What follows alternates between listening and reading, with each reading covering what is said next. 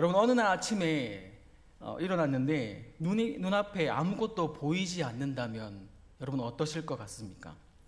자기 전날까지만 해도 분명히 잘 보였던 눈이 하루아침에 보이지 않게 된다면 여러분들 기분이 어떠실 것 같습니까? 잘 실감이 안 나니까 제가 한번 체험을 시켜드리겠습니다. 지금 눈을 한번 살짝 감아 보십시오. 자, 눈을 감으시고 지금 이 상태로 평생을 살아야 된다라고 한번 생각해 보십시오. 어떨 것 같습니까? 말 그대로 앞이 캄캄할 것입니다. 자, 이제 눈 뜨셔도 됩니다. 이때다 싶어서 주무시는 분들이 계시는데 눈을 뜨시옵소서. 자, 이렇게 앞을 보지 못하고 살아간다는 것만큼 불편한 것도 없을 것입니다. 아니, 불편한 것을 넘어서 너무나 괴롭고 힘든 삶의 연속이 될 것입니다. 그런데 이 육신의 눈보다 더 중요한 것은 영적인 눈을 가지는 것입니다. 이 세대는 갈수록 눈에 보이는 이 물질적인 세계에만 집착하여서 살아가므로 이 영적인 맹인들이 너무나 많은 시대를 우리가 살아가고 있습니다. 이런 시대를 살아가고 있는 우리도 어떻게 보면 정작 보아야 할 것을 보지 못하고 보지 말아야 할 것만 보며 살아가는 영적인 맹인들이 되어가고 있는 것은 아닌지 우리가 돌아봐야 할 것입니다. 그렇다면 우리는 어떠한 삶을 살면 이 영적인 눈을 뜨는 삶을 살 수 있을까요? 오늘 이 본문 말씀을 통해서 본문에 등장하는 두 명의 맹인을 통해서 어떻게 하면 이 영적인 눈을 뜰 수 있는지 함께 그 말씀을 나누어 보기를 원합니다. 먼저 오늘 본문은 아니지만 오늘 본문 바로 앞절에 나오는 우리 26절 말씀을 함께 읽어보았으면 좋겠습니다. 우리 26절 말씀입니다. 시작. 그 소문이 그 온 땅에 퍼지더라. 아멘. 한국 시각장애인협회 발표에 따르면 오감을 100%로 쳤을 때 미각과 후각, 촉각은 각각 3%의 영역을 차지한다고 합니다. 그리고 청각이 13%, 그리고 시각이 78%로 사람이 가진 오감 중에 가장 많은 의존도를 가지고 있다고 합니다. 그래서 정보를 저장하고 기억하는 시간도 시각을 통해서 가져오는 것이 아주 오래 간다고 합니다. 이렇게 우리가 느낄 수 있는 오감 중에서 가장 많은 비율을 차지하는 시각이 사라지게 된다면 어떻게 될까요? 그러면 우리 몸은 자연스럽게 그 다음으로 높은 청각에 의존하게 된다고 합니다. 그래서 이 청각은 시각장애인의 제2의 눈이다라고 말하기도 하는 것이죠. 실제로 미국 워싱턴 대학교의 심리학과 파인 교수는 자신이 꾸린 이 연구팀에서 시각장애인과 비장애인들에게 소리를 들려주고 이에 따른 뇌의 결과를 발표했던 적이 있습니다. 실험자들에게 소리를 듣는 동안에 이 뇌의 활성을 파악하는 자기 공명 영상 장치, 그러니까 이 fMRI로 뇌를 측정한 결과 시각장애인들의 뇌가 비장애인들의 뇌보다 소리를 더 민감하게 받아들이도록 뇌의 구조가 바뀐다라고 발표를 했습니다. 그러니까 이 뇌가 시각적으로 들어오는 정보가 없으니까 자연적으로 그 다음으로 의존도가 높은 청각에 더 집중하도록 이 뇌의 구조가 바뀌게 된다는 것입니다. 그래서 이 시각장애인들은 아주 민감한 소리에도 쉽게 반응하는 것이 이와 같은 이유에 있는 것입니다. 또 여러분, 시각장애인들과 대화를 해보셨는지 모르겠는데요, 시각장애인들과 대화를 하면 보이지 않는데도 불구하고 얼굴을 마주하고 대화하는 모습을 우리가 쉽게 볼 수 있습니다. 이것도 역시 들리는 청각이 극도로 발달되어서 어느 쪽에서 소리가 들리는지 정확하게 알기 때문에 그 사람의 얼굴을 보고 대화할 수 있다고 합니다. 그런 이유에서 오늘 본문에 등장하는 이 두 명의 맹인 역시 제2의 눈인 청각이 아주 극도로 발달했을 것입니다. 그러니 온 땅에 소문이 퍼졌으니 당연히 이 청각이 극도로 발달했던 이 두 맹인도 그 소문을 분명히 들었을 것입니다. 그래서 오늘 본문은 두 맹인이 그 소문을 들었다는 전제로 이야기가 전개되고 있음을 우리가 알 수 있는 것입니다. 그렇다면 오늘 본문에 들었던 이 두 맹인이 들었던 소문은 어떤 소문이었습니까? 바로 예수님에 관한 소문이었습니다. 특별히 예수님에 관한 소문이었지만 소문 중에서 병자를 치유한 소문이었을 것입니다. 친구들의 도움으로 인해서 예수님께 나아오게 된 중풍병자를 고치신 소문, 12해 동안 혈루증으로 부정한 사람으로 취급받았던 여인이 예수님을 만났더니 깨끗하게 회복되었다는 그 소문, 그리고 죽었던 회당장 야이로의 딸을 살리셨던 그 소문을 이 두 맹인이 아마 들었을 것입니다. 그리고 소문만으로 듣던 그 예수님이 지금 자기 앞에 나타나자 두 맹인이 이렇게 고백합니다. 오늘 본문 말씀 27절 말씀인데요, 함께 읽어보도록 하겠습니다. 시작. 예수께서 거기에서 떠나실 때 두 맹인이 따라오며 소리질러 이르되 다윗의 자손이여 우리를 불쌍히 여기소서 하더니 아멘. 예수님에 관한 소문을 들었던 이 두 맹인은 다른 사람들과 남다른 고백을 하게 됩니다. 예수님을 누구라고 고백합니까? 다윗의 자손이라고 하는 이 놀라운 고백을 하게 됩니다. 이 고백이 놀라운 이유는 당시의 이스라엘 백성들에게 있어서 다윗의 자손, 다윗의 후손으로 오실 메시아, 그러니까 구원자를 뜻하는 칭호가 다윗의 자손이었습니다. 그런 이 칭호를 신약 성경에서 처음으로 이 두 맹인의 입에서 나왔다는 사실입니다. 당시에는 성경에 대해서 잘 안다고 하는 제사장들과 서기관들, 그리고 율법학자들도 있었습니다. 뿐만 아니라 많은 사람들이 이 예수님의 기적을 두 눈으로 똑똑히 목격하고 기적을 보았습니다. 그럼에도 불구하고 예수님을 자신이 기다렸던 메시아로 알아보지 못하고 오히려 예수님을 십자가에 못 박으려 했습니다. 반면에 전혀 앞을 보지 못하고 당시 저주받은 사람이라고 무시당했던 그 두 맹인이 예수님에 관한 소문을 듣고 자신들이 고대하던 메시아로 알아보고 다윗의 자손이라고 고백했다는 것입니다.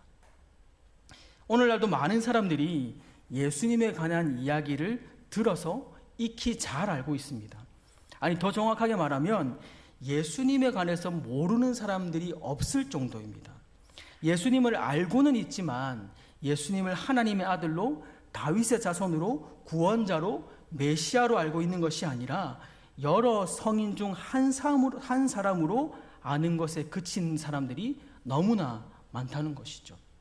하지만 우리는 예수님을 아는 데서 그치는 것이 아니라 그분이 다윗의 자손으로 오신 메시아로 나의 구원자로 믿기에 저와 여러분들은 그 어떤 것보다 가장 큰 복을 받은 자들인 줄 믿습니다.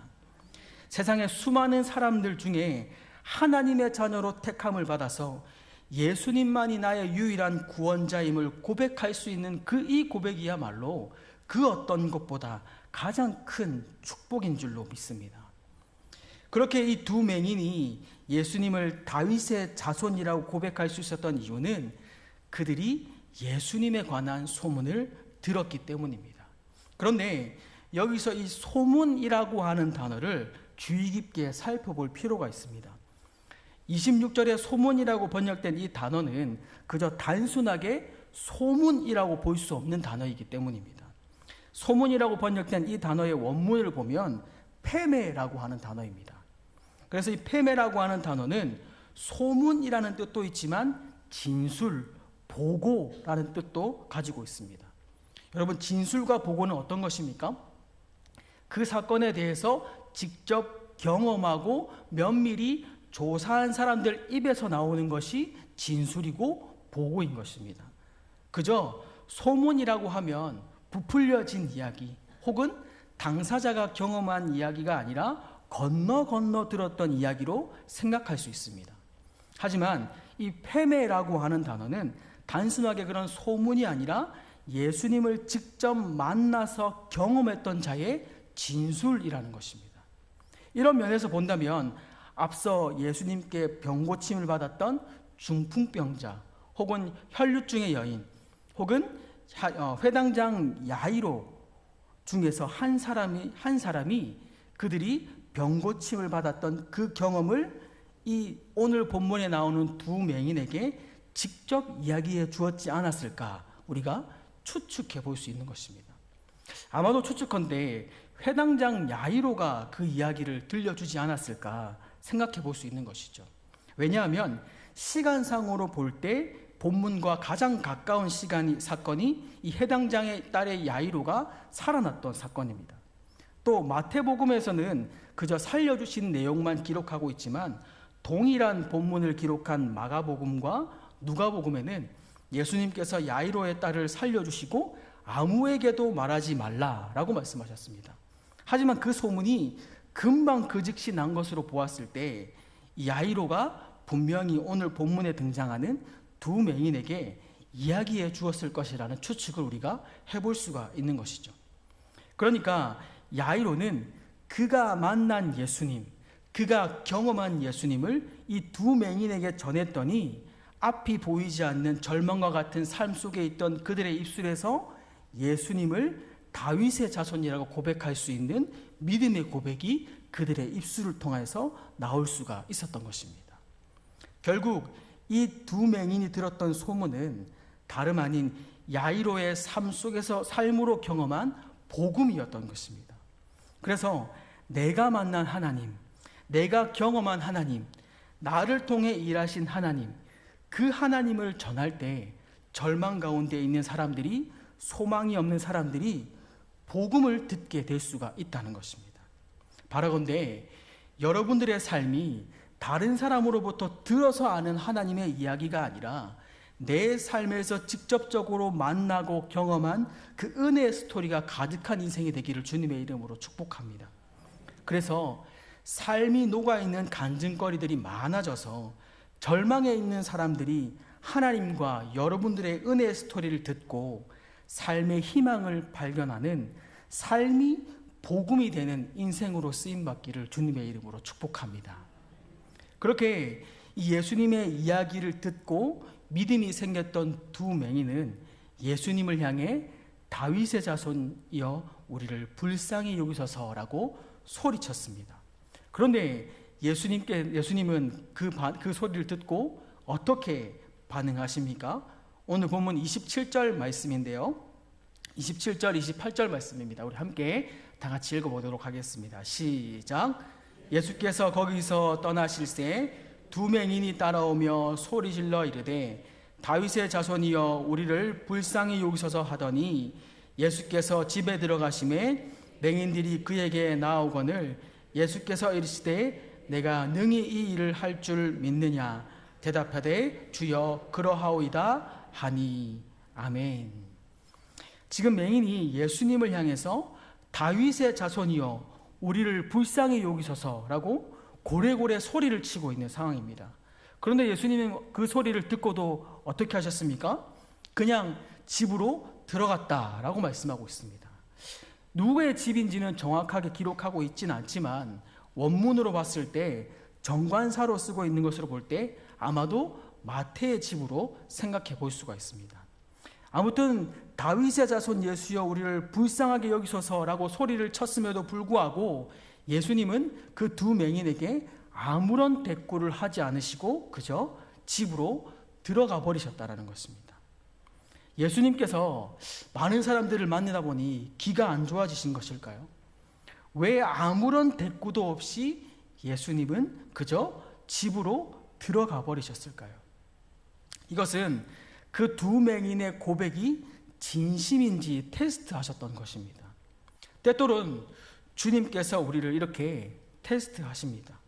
힘들고 어려운 상황에 처해 있을 때, 문제가 있을 때 주님 도와주십시오. 매달리면 곧바로 해결해 주시는 경우가 잘 없습니다. 물론 하나님께서 은혜를 베푸셔서 곧바로 문제를 해결해 주시기도 하십니다. 하지만 대부분의 경우는 곧바로 해결해 주시지 않으시고 우리의 믿음을 테스트하십니다. 진짜 하나님을 신뢰하는지, 진짜 하나님을 믿고 있는지, 진짜 하나님만을 바라보고 있는지 하나님은 우리의 믿음을 테스트하십니다. 그때 우리는 이 두 맹인처럼 끝까지 믿음으로 매달려야 할 줄 믿습니다. 우리 다시 한 번 더 27절 말씀을 읽어볼 텐데요. 함께 읽어보겠습니다. 시작. 예수께서 거기서 떠나셨을 때 두 맹인이 따라오며 소리질러 이르되 다윗의 자손이여 우리를 불쌍히 여기소서 하더니 아멘.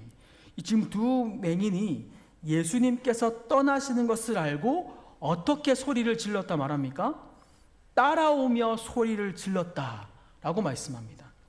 여기 이 따라오다라는 이 단어는 아콜루데오라고 하는 단어입니다.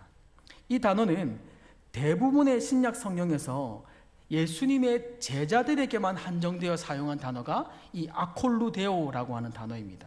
특별히 언제 쓰이냐면 예수님께서 제자들을 부르시고 제자들이 모든 것을 버려두고 예수를 따르니라 라고 할 때 쓰인 단어가 이 아콜루데오라고 하는 단어입니다.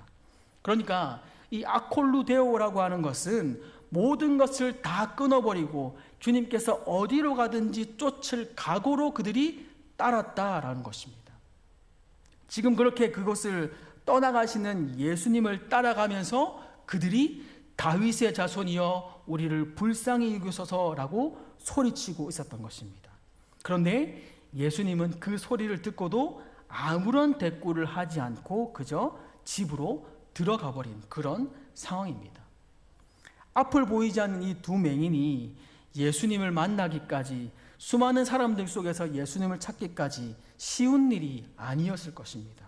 그렇게 겨우 예수님의 소리를 귀 기울여서 어렵게 예수님을 있는 곳을 발견하고 예수님을 따라서 소리쳤음에도 불구하고 예수님께서 지금 그 소리를 외면하시고 그저 발걸음을 마태의 집으로 들어가 버리신 것입니다.